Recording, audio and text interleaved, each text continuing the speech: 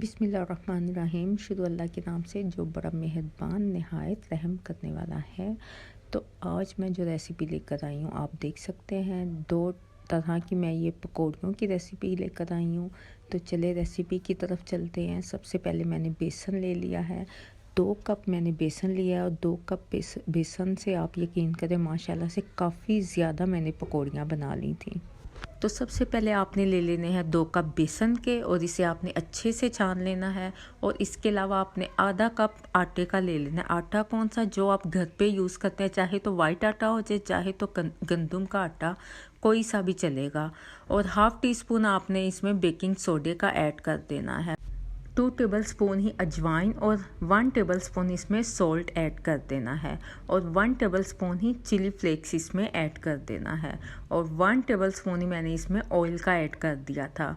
तो ये सब स्पाइसेस इसमें आपने पहले अच्छे से मिक्स कर लेना है। ड्राई स्पाइसेस को पहले अच्छे से मिक्स करके फिर आपने इसमें पानी को ऐड करना है।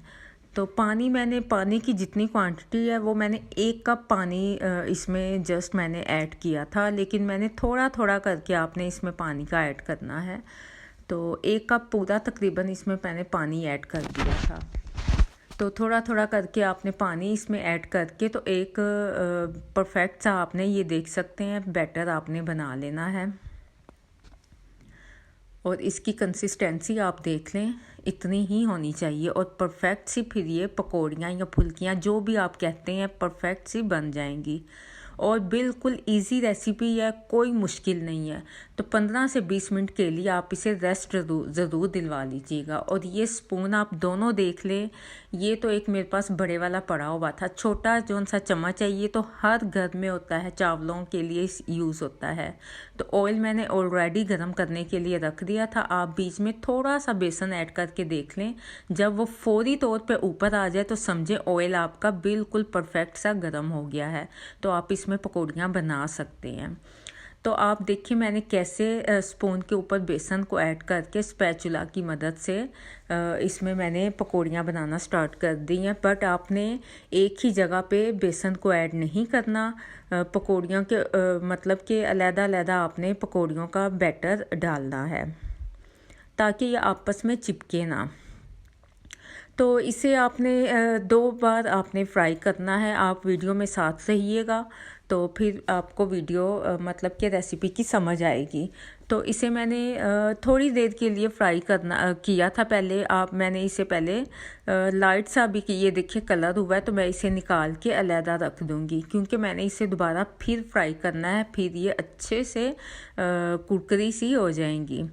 तो इन सब को मैंने निकाल के, तो ये बड़े साइज़ की थी तो इनको मैं निकाल के, आप साइज़ देख सकते हैं, तो इनको मैं निकाल के एक साइड पे रख दूँगी। और अगेन मैंने इन्हें दोबारा फिर फ्राई करना है। तो जो बाकी बेसन है वो भी आप देख सकते हैं, ये इसमें छोटी छोटी सी बूंदियाँ टाइप बन रही हैं।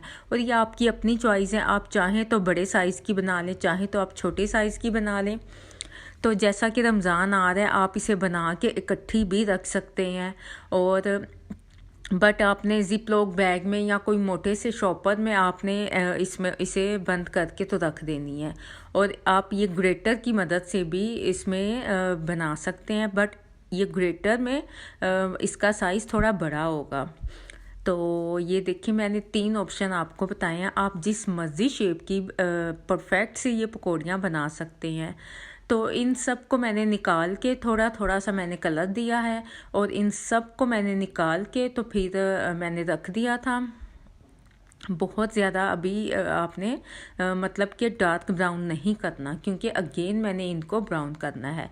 तो अब ये देखें सबको मैंने फ्राई कर लिया है। अब मैंने अगेन कढ़ाई में ज़्यादा सारा ऑयल ले लिया है और थोड़ी थोड़ी करके मैं दोबारा इनको फ्राई करूँगी। अब इस टाइम पे आप देख सकते हैं इनका कलर माशाल्लाह से डार्क हो गया, जैसे बाज़ार से पकौड़ियाँ मिलती हैं सेम वैसे का ही कलर हो गया है।